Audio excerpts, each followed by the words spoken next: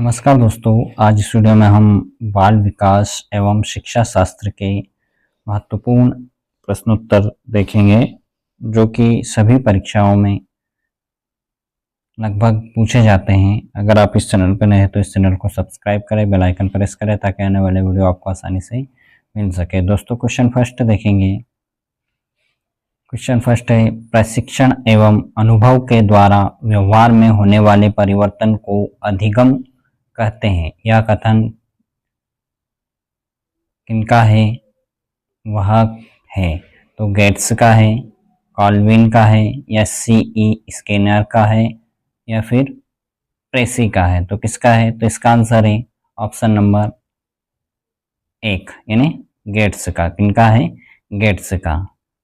कोई भी बालक सीखना शुरू करता है तो बालक सीखना कब शुरू करता है? जब उसे विद्यालय में प्रवेश दिलाया जाता है, जब वह बोलना शुरू करता है, जब वह घर से बाहर निकलता है, या अपने जन्म से। तो इसका आंसर हो जाएगा अपने जन्म से, ऑप्शन नंबर 4।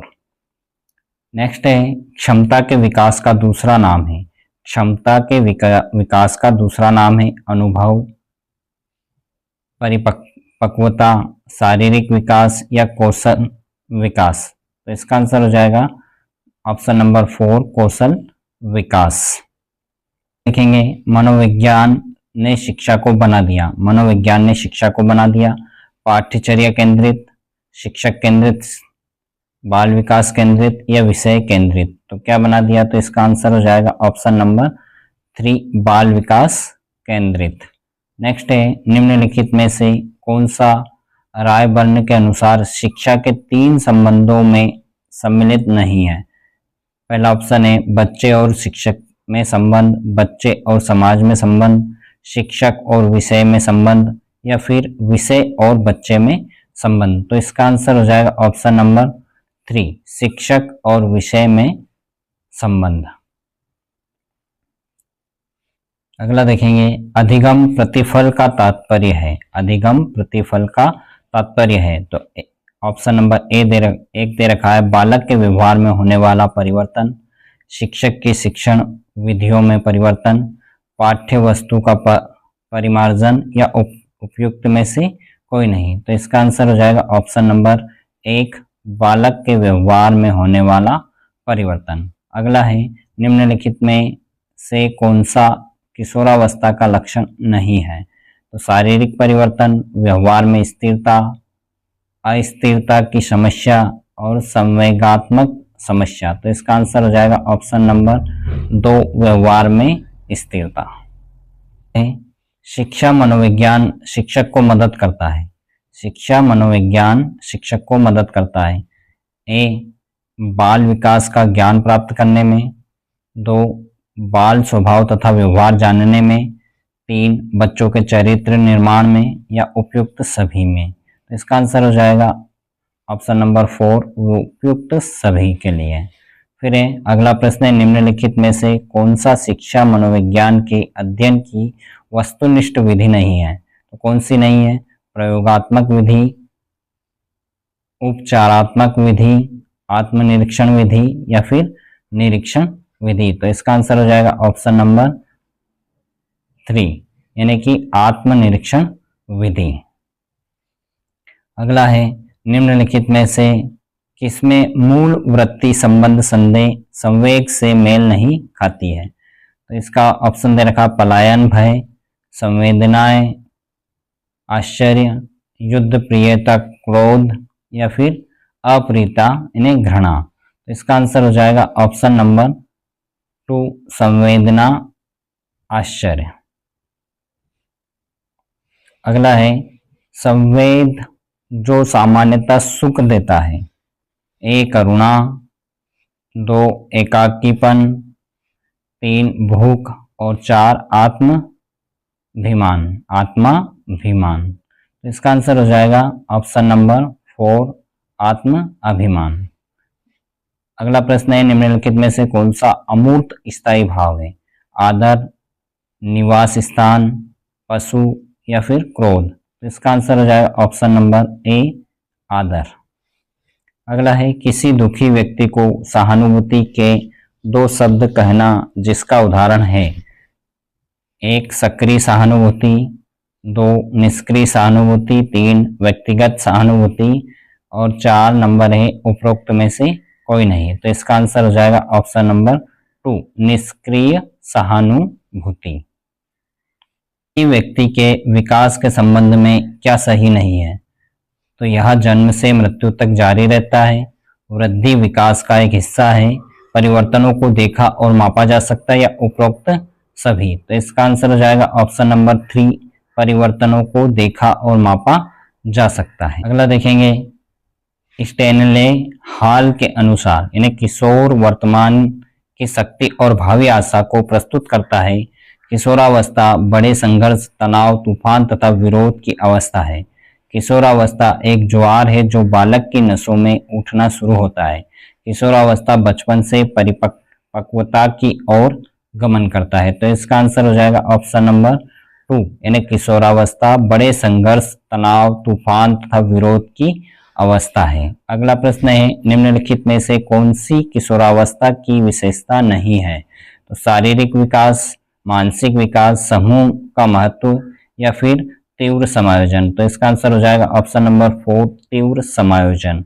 अगला प्रश्न है थकावट और बीमारी जैसे कारक मुख्य रूप से प्रभावित होते हैं बच्चे के संवेगात्मक विकास को या बच्चे के शारीरिक विकास को, बच्चे की संकल्प शक्ति को या फिर बच्चे के आत्मविश्वास को। तो इसका आंसर हो जाएगा ऑप्शन नंबर 2 यानी बच्चे के शारीरिक विकास को प्रभावित करते हैं। अगला प्रश्न है सीखना विकास की प्रक्रिया है, यह किसने कहा था? तो वुडवर्ड, थॉर्नडाइक या मॉर्गन या फिर क्रॉनबेक। तो इसका आंसर हो जाएगा ऑप्शन नंबर 1 हो जाएगा वुडवर्थ। अगला प्रश्न है निम्नलिखित में से कौन सा सीखने के संबंध में सही नहीं है? तो ऑप्शन नंबर 1 दे रखा है सीखना कुछ नया करना। ऑप्शन नंबर 2 सीखना अनुभवों का संगठन होता है। ऑप्शन नंबर 3 है सीखना बिना किसी उद्देश्य के भी हो सकता है। सीखने की असफलताओं का कारण समझने की असफलताएं। तो इसका आंसर हो जाएगा ऑप्शन नंबर 3 सीखना बिना किसी उद्देश्य के भी हो सकता है, ऑप्शन नंबर 3। अगला है निम्नलिखित में से कौन सा अधिगम का एक मुख्य थॉर्नडाइक नियम है? तो उपरोक्त का नियम, उपयोग का नियम, अभ्यास का नियम, आत्मीकरण का नियम या फिर मनोवृत्ति का नियम। तो इसका आंसर हो जाएगा ऑप्शन नंबर 2 अभ्यास का नियम। अगला है निम्नलिखित में से कौन सा प्रभावी अधिगम का अवरोधक नहीं है? प्रेरणा का भाव, जीवन से न जोड़ना, अधिगम परिस्थिति या इनमें से कोई नहीं। तो इसका आंसर हो जाएगा ऑप्शन नंबर 3 अधिगम परिस्थिति। अगला प्रश्न है कंप्यूटर की किस इकाई में जटिल गणनाएं करने की क्षमता होती है? आधा इकाई, स्मृति भंडारण इकाई या फिर केंद्रीय प्रोसेसिंग इकाई या फिर प्रदा इकाई। तो इसका आंसर हो जाएगा ऑप्शन नंबर 3 केंद्रीय प्रोसेसिंग इकाई। अगला देखेंगे, अगला प्रश्न है निम्नलिखित में से कौन सी शिक्षण अधिगम सामग्रियों से संबंधित एक गतिविधि सहायक सामग्री नहीं है? इसमें ओवर हेड प्रोजेक्टर, ऑप्शन 2 नाटक, ऑप्शन नंबर 3 है प्रदर्शन और ऑप्शन नंबर 4 है क्षेत्र भ्रमण। इसका आंसर हो जाएगा option number 1 over head projector. अगला प्रश्न है कक्षा कक्ष में संप्रेषण का यह के प्रकार है? इसमें ऑप्शन नंबर 1 दे रखा है शाब्दिक अंतःक्रिया, अशाब्दिक अंतःक्रिया या फिर ऑप्शन नंबर 3 दोनों, 1 और 2 या फिर इनमें से कोई नहीं। तो इसका आंसर हो जाएगा ऑप्शन नंबर 3 दोनों यानी 1 और 2। अगला प्रश्न है अनुदेशन का प्रणाली उपागम है? तो शिक्षक केंद्रित, ऑप्शन नंबर 2 बाल केंद्रित, ऑप्शन नंबर 3 कक्ष केंद्रित या फिर समस्या केंद्रित। तो इसका आंसर हो जाएगा ऑप्शन नंबर 4 समस्या केंद्रित। अगला प्रश्न है समूह विधियों द्वारा सीखने का उदाहरण है? तो वाद विवाद विधि, कार्यशाला विधि, विचार गोष्ठी विधि या फिर ये सभी। तो इसका आंसर हो जाएगा ये सभी। अगला प्रश्न है समायोजन के संदर्भ में निम्नलिखित में से क्या सही नहीं है। ऑप्शन नंबर 1 है यह संतुलन प्रदान करता है। ऑप्शन नंबर 2 है यह समस्या का समाधान करता है। ऑप्शन नंबर 3 है यह निरंतर चलने वाली प्रक्रिया नहीं है। या फिर समायोजन की अनुपस्थिति में व्यक्ति तनाव, संघर्ष और चिंताओं से घिरा रहता है। तो इसका आंसर हो जाएगा ऑप्शन नंबर 3, यह निरंतर चलने वाली प्रक्रिया है।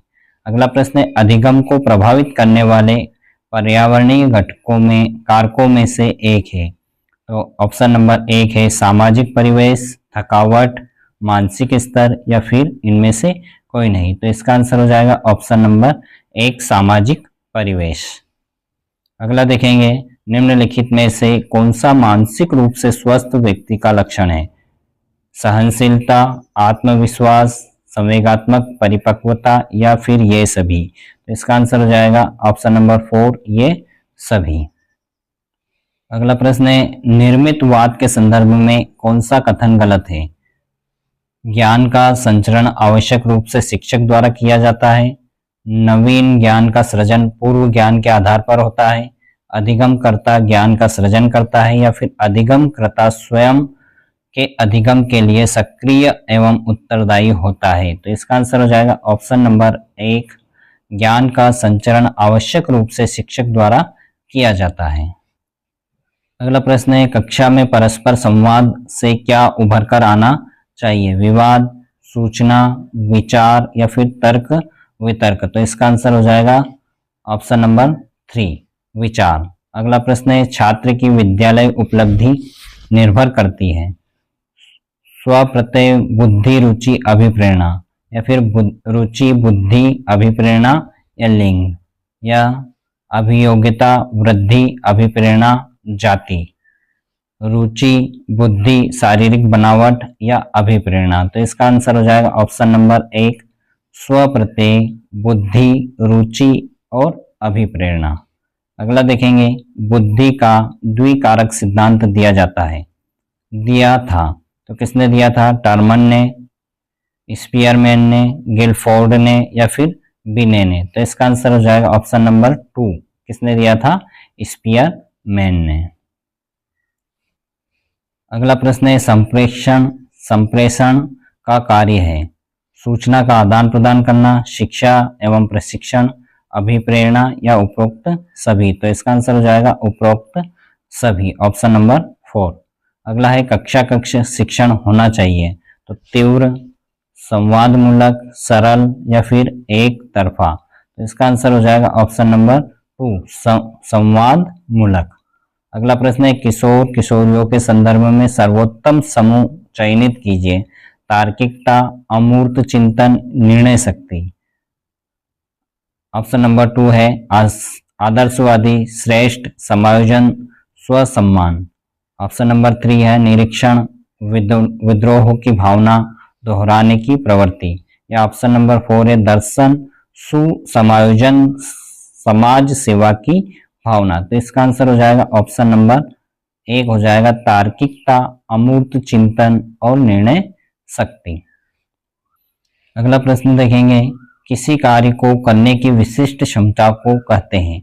तो विशिष्ट क्षमता को क्या कहते हैं। अभिरुचि, प्रत्यक्षीकरण, अभियोग्यता या फिर अभिवृत्ति। तो इसका आंसर हो जाएगा ऑप्शन नंबर 3 अभियोग्यता। अगला प्रश्न है एक विद्यार्थी बीएड प्रवेश परीक्षा देता है और असफल रहता है। वह सबसे कहता है मैं अध्यापक बनना ही नहीं चाहता हूँ। यह उदाहरण है। तो उदात्तीकरण का, प्रक्षेपण का या फिर युक्तिकरण का या फिर तमीकरण का। तो इसका आंसर हो जाएगा ऑप्शन नंबर 3 युक्तिकरण। अगला प्रश्न है अच्छे मानसिक स्वास्थ्य के संकेतक। ऑप्शन नंबर 1 है दूसरों की आलोचना करना, जिद्दी प्रवृत्ति, दिवा स्वप्न या फिर सांवेगिक नियंत्रण। तो इसका आंसर हो जाएगा ऑप्शन नंबर 4 सांवेगिक नियंत्रण। अगला प्रश्न है कंप्यूटर का मस्तिष्क कहलाता है। वह है तो मदरबोर्ड, सीपीयू, रैम या फिर रोम। इसका आंसर हो जाएगा ऑप्शन नंबर टू CPU। अगला प्रश्न, कंप्यूटर की विशिष्ट विशेषता है गति, संभरण, परिशुद्धता या उपयुक्तता। उपयुक्त सभी, तो इसका आंसर हो जाएगा उपयुक्त सभी। अगला प्रश्न देखेंगे, कंप्यूटर सह अधिगम की विशेषता है, तो शिक्षक का शिक्षण कार्य आसान हो जाता है, पाठ्यक्रम आसानी से पूरा हो जाता है, प्रतिभाशाली बालकों की उपयोगी, या फिर विद्यार्थी अपनी गति से सीखते हैं। तो इसका आंसर हो जाएगा ऑप्शन नंबर 4, विद्यार्थी अपनी गति से सीखते हैं। अगला प्रश्न है, निम्न में से वृद्धि और विकास के कौन से आयाम एक दूसरे से जुड़े हैं? तो शारीरिक, बौद्धिक, सामाजिक या संवेगात्मक या फिर नैतिक। तो इसमें कोड वर्ड दे रखा है, पहला वाला A, B और C, दूसरा दे रखा है D और C, तीसरा है A, C, D या फिर A, B, C, D और C यानी E। तो इसका आंसर हो जाएगा option number 4, A, B, C, D और E मतलब सभी। अगला है, निम्न में से कौन सी दृश्य श्रव्य सुविधा अधिगम हेतुओं के असर कारक हेतुओं को हितों को संतुष्ट करती है? रेडियो, टेप रिकॉर्डर, स्थिर चित्र या फिर टेलीविजन। तो इसका भी आंसर हो जाएगा option number 4, A, B, C और D यानी कि ये सभी। अगला प्रश्न है,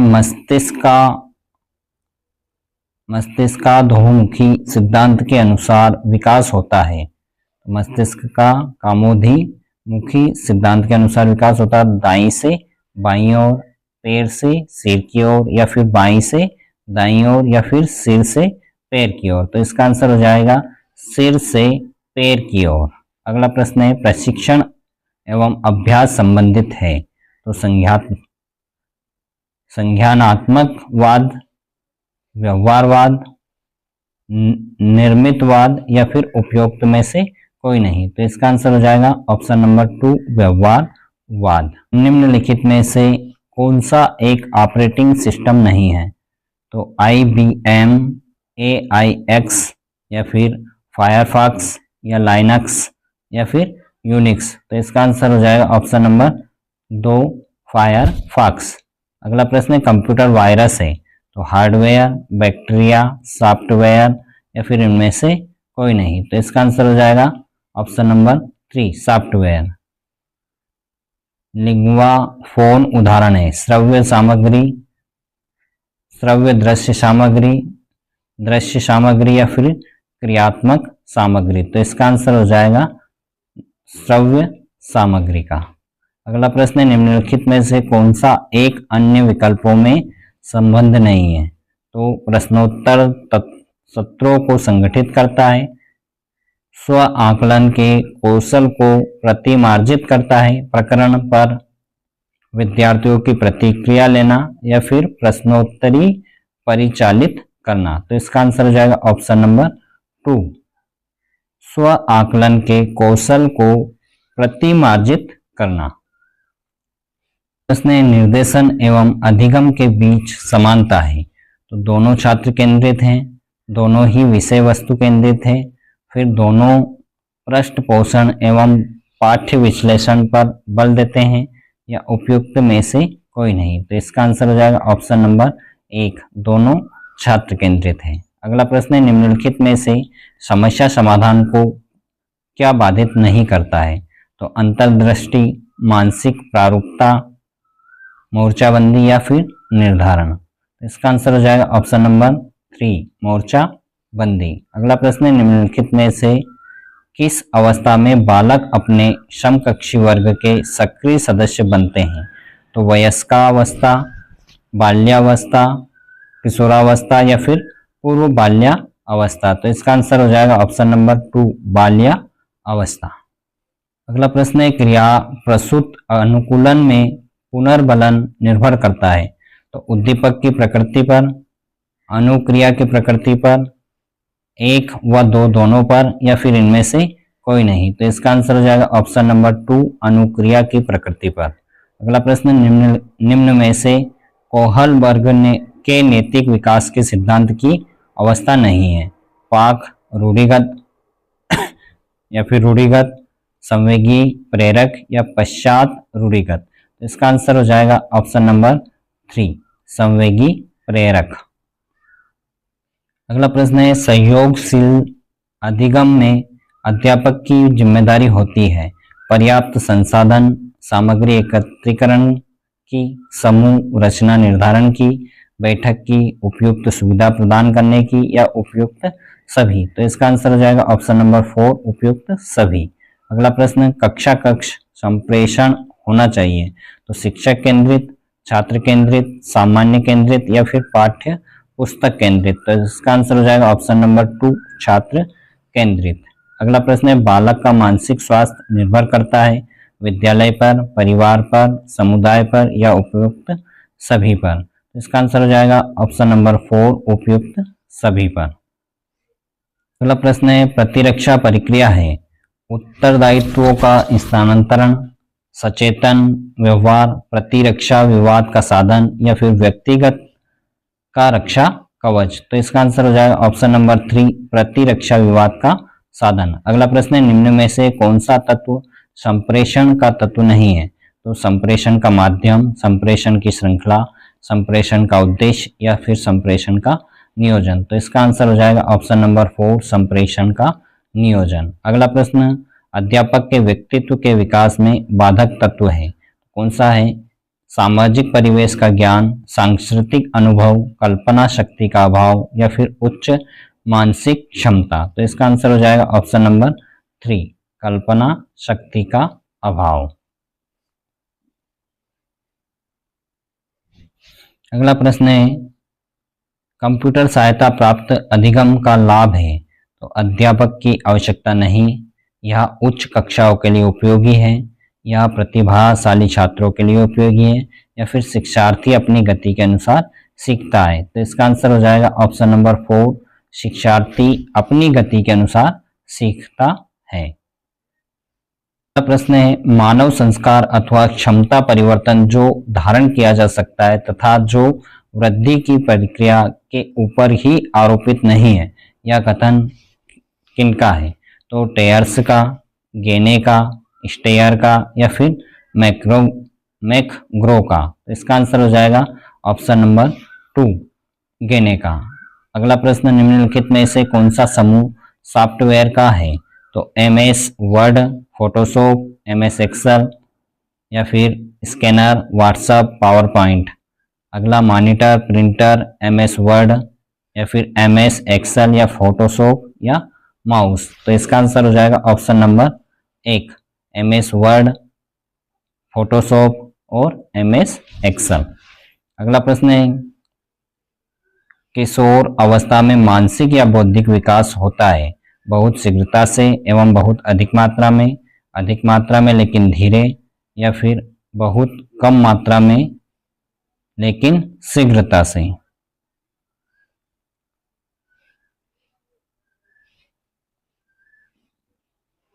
या फिर अधिक तेजी एवं कम मात्रा में। तो इसका आंसर हो जाएगा ऑप्शन नंबर 1 बहुत शीघ्रता एवं बहुत अधिक मात्रा में। प्रश्न है, शिक्षा में ICT के उपयोग के संदर्भ में कौन सा कथन गलत है। तो बड़ी संख्या में शिक्षार्थी को शिक्षा से जोड़ना संभव होगा, या अध्यापक की आवश्यकता नहीं रहेगी, अध्यापक की भूमिका सहजकर्ता के रूप में रहेगी या फिर शिक्षा ज्यादा प्रभावी होगी। तो इसका आंसर हो जाएगा ऑप्शन नंबर 2 अध्यापक की आवश्यकता नहीं होगी। अगला प्रश्न है, किस अवस्था में बालक में परामर्श शिक्षण अत्यंत सक्रिय होता है। बाल्यावस्था, किशोरावस्था, उत्तर बाल्यावस्था या फिर पूर्व बाल्यावस्था। तो इसका आंसर हो जाएगा ऑप्शन नंबर 2 किशोरावस्था। अगला प्रश्न है, अभिक्रमित अधिगम मॉडल के जनक हैं आशुबेल, पियाजे, हल या स्किनर। तो इसका आंसर हो जाएगा ऑप्शन नंबर 4 स्किनर। अगला प्रश्न है, स्व प्रत्यय विकसित होता है स्वधारणा से, लोगों की धारणा से, स्वधारणा तथा लोगों की धारणा या फिर बुद्धि से। तो इसका आंसर हो जाएगा स्वधारणा तथा लोगों की धारणा। देखेंगे निम्न में से कौन सा ब्रूनर के सिद्धांत में नहीं है? नवीन ज्ञान अथवा सूचना ग्रहण करना, अर्जित ज्ञान का रूपांतरण, या फिर ज्ञान की पर्याप्तता की जांच, या फिर ज्ञान की अपर्याप्तता की जांच। तो इसका आंसर हो जाएगा ऑप्शन नंबर 4, ज्ञान की अपर्याप्तता की जांच। अगला प्रश्न है गोल्डमैन का नाम जाना जाता है। तो गोल्डमैन का नाम जाना जाता है बुद्धि के विकास, बुद्धि के सिद्धांत के लिए, आध्यात्मिक वृद्धि के लिए, सांवेगिक बुद्धि के लिए, सामाजिक वृद्धि के लिए। तो इसका आंसर हो जाएगा सांवेगिक बुद्धि के लिए। अगला प्रश्न है ब्रूनर के अनुसार निम्न में से कौन सा शिक्षण सिद्धांत नहीं है? ब्रूनर के अनुसार निम्न में से कौन सा शिक्षण सिद्धांत नहीं है? तो औपचारिक शिक्षण सिद्धांत, अनौपचारिक शिक्षण सिद्धांत, वर्णात्मक शिक्षण सिद्धांत, या फिर प्रामाणिक सिद्धांत। तो इसका आंसर हो जाएगा ऑप्शन नंबर 2, अनौपचारिक शिक्षण सिद्धांत। प्रश्न है पियाजे के अनुसार किशोरावस्था में संज्ञानात्मक विकास की कौन सी अवस्था प्रारंभ होती है? पूर्व कार्यात्मक अवस्था, औपचारिक कार्यात्मक अवस्था, संवेदीगामक अवस्था, या फिर स्थूल कार्यात्मक अवस्था। तो इसका आंसर हो जाएगा ऑप्शन नंबर 2, औपचारिक कार्यात्मक अवस्था। अगला प्रश्न है निम्न में से कौन सी शिक्षण सिद्धांत की एक विशेषता नहीं है? सीखने की उत्सुकता, ज्ञान की संरचना, कर्मशीलता का अभाव, या फिर पुष्टिकरण। तो इसका आंसर हो जाएगा ऑप्शन नंबर 3, कर्मशीलता का अभाव। अगला प्रश्न है मनोविज्ञान के किस संप्रदाय में तथ्यात्मक तथा वस्तुनिष्ठ विधियों के अध्ययन के उपयोग पर बल दिया जाता है? तो मनोविश्लेषणवाद, संरचनात्मकवाद, व्यवहारवाद, या फिर संज्ञानवाद। तो इसका आंसर हो जाएगा ऑप्शन नंबर 3, व्यवहारवाद। प्रश्न है कुसुमायोजित व्यक्ति कहलाते हैं जो अधिकतर अनुचित ढंग से द्वंद्वात्मक स्थिति का सामना करते हैं, समाज विरोधी गतिविधियों में सहभागिता करते हैं, द्वंद्व को दूर करने में असमर्थ होते हैं, या फिर उपरोक्त सभी। तो इसका आंसर हो जाएगा ऑप्शन नंबर 4, उपरोक्त सभी। प्रश्न है समस्या समाधान स्थिति के लिए संज्ञानवादी मानते हैं। तो इसमें चिंतन प्रक्रिया होती है, यह प्रयास व त्रुटि का पर आधारित है, यह पुनर्बलन पर आधारित है, यह उद्दीपन, प्रचुरतर, प्रत्युच्चतर, या फिर अनुबंध। तो इसका आंसर हो जाएगा ऑप्शन नंबर 1, इसमें चिंतन प्रक्रिया होती है। अगला प्रश्न है तनाव को कम करने तथा अंतर्द्वंद को सुलझाने के प्रत्यक्ष तरीकों में शामिल नहीं है। रुकावट को नष्ट या दूर करना, दूसरा रास्ता निकालना, दूसरे लक्ष्यों का प्रतिस्थापन, या फिर अनिर्णय। तो इसका आंसर हो जाएगा ऑप्शन नंबर 4, अनिर्णय। अगला प्रश्न है कौन घटक यानी कौन सा घटक सूचना क्रियात्मक व्यवस्था से संबंधित नहीं है?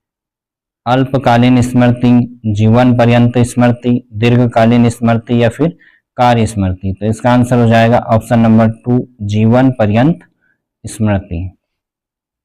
अगला प्रश्न है संप्रत्यलब्धि प्रतिमान किसके प्रतिपादित किया?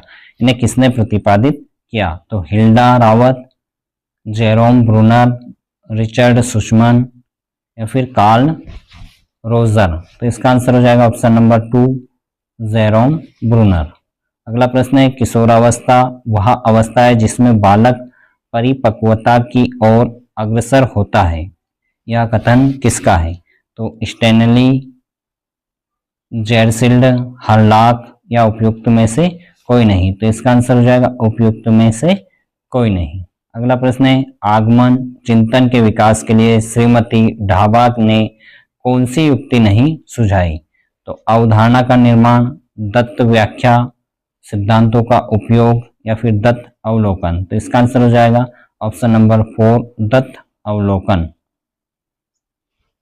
अगला प्रश्न हार्डवेयर उपागम का आधार है। शैक्षिक विज्ञान, अप्लाइड इंजीनियरिंग, उपयुक्त दोनों, या फिर शैक्षिक शैक्षिक मनोविज्ञान, तो इसका आंसर हो जाएगा अप्लाइड इंजीनियरिंग। अगला प्रश्न है, ज्ञान विद्यमान है, विश्वसनीय है तथा इस ज्ञान को प्राप्त करना ही अधिगम है। कौन सा संप्रदाय इस कथन को स्वीकार नहीं करता है? व्यवहारवाद, संज्ञानवाद या फिर गेस्टाल्टवाद या फिर संरचनावाद। तो इसका आंसर हो जाएगा ऑप्शन नंबर 4 संरचनावाद। अगला प्रश्न है, संवेगात्मक बुद्धि को लोकप्रिय बनाने का श्रेय किसको जाता है? तो Daniel Goleman, John D mayor, Peter या फिर सेलावे। इसका आंसर हो जाएगा ऑप्शन नंबर 1 डेनियल गोलमैन को। किसको जाता है? Daniel Goleman. अगला प्रश्न है, किशोरावस्था बड़े संघर्ष, तूफान, तनाव या झंझावात की अवस्था है, यह किसका कथन है? तो किसका है? जर्सिल्ड, किलपैट्रिक, स्टैनले या फिर हेडो कमेटी रिपोर्ट। तो इसका आंसर हो जाएगा ऑप्शन नंबर 3 स्टैनले। अगला प्रश्न है, कोई भी व्यक्ति क्रोध करता है, यह बहुत आसान है, किंतु सही व्यक्ति के साथ सही मात्रा में, सही समय पर, सही प्रयोजन हेतु सही ढंग से क्रोध करना आसान नहीं है। उपरोक्त कथन किसका है? बिंगम का, अरस्तु का, क्रीमैन का या फिर वाटसन का। तो इसका आंसर हो जाएगा ऑप्शन नंबर 2 अरस्तु का।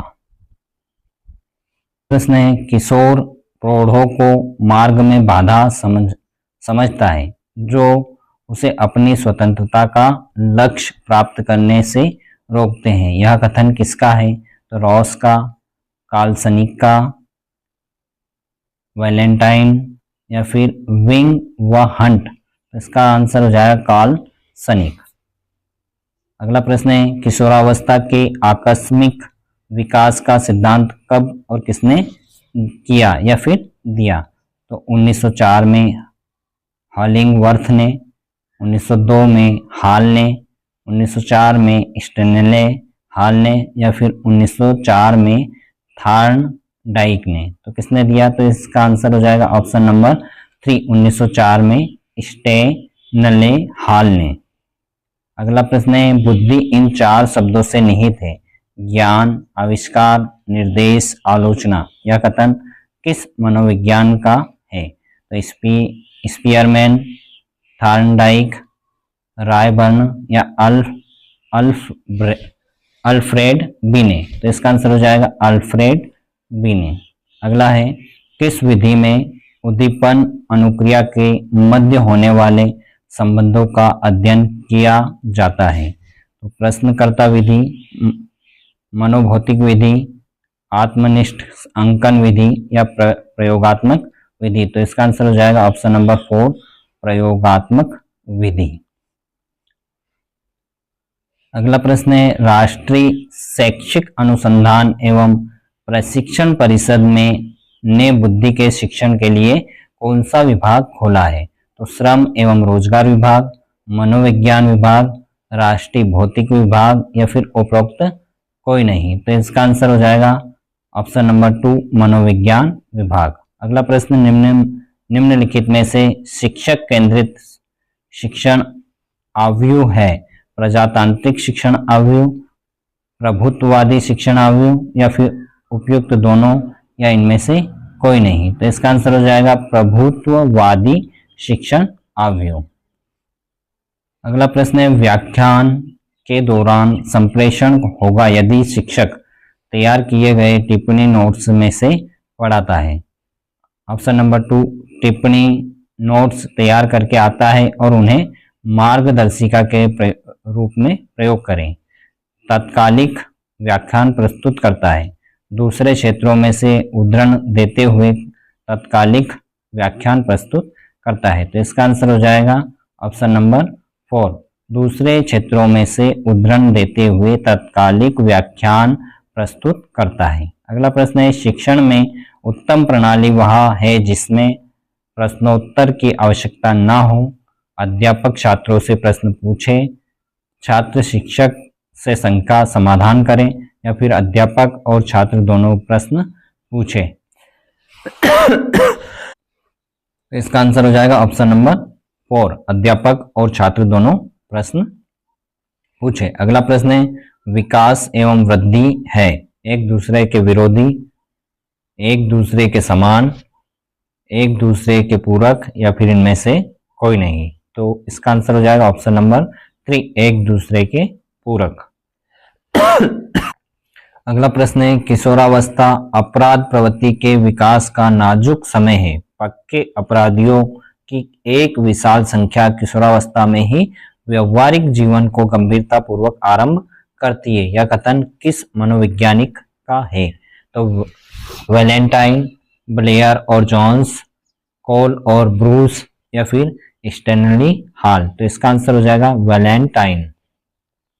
अगला प्रश्न है सामाजिक एवं संवेगात्मक विकास साथ साथ चलते हैं, यह कथन किसका है? तो हॉल का, स्किनर का, क्रो व क्रो का या स्ट्रंग का। इसका आंसर हो जाएगा क्रो व क्रो का। अगला प्रश्न है गेस्टाल्ट वाद में के जन्मदाता कौन है? स्किनर, वर्दाइमर, बीने या फिर स्पिनोविच। तो इसका आंसर हो जाएगा वर्दाइमर। अगला प्रश्न है परंपरागत संबंधता का सिद्धांत किसने प्रतिपादित किया? पालवल ने, अल्बर्ट बंट्रा ने, स्किनर ने, उपयुक्त में से कोई नहीं। तो ये पालवल के द्वारा सिद्धांत परंपरागत सिद्धांत संबंधता सिद्धांत प्रतिपादित किया गया था।